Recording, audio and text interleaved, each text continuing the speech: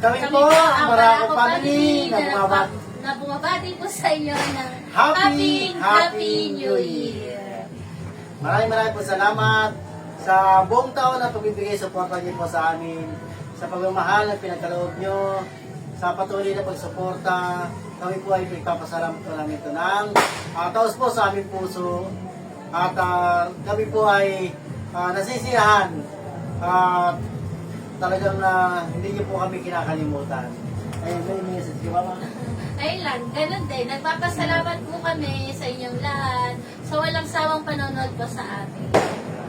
Salamat po sa pagsama sa amin sa year 2024 at sa mga susunod pa pong taon. Salamat po. At sana po sa darating na 2025, pag-iligtas po ang ating mga poor babies. Sama-sama po natin ipagdasal na wala pong masamang mangyayari sa ating mga poor babies. Makayanan sana nila yung mga darating na mga pagsubok sa kanilang buhay. Kaya sa inyo po kami na gusto rin po namin sila makasama ng matagal. Kaya sana maging masigla ang ating darating na 2025.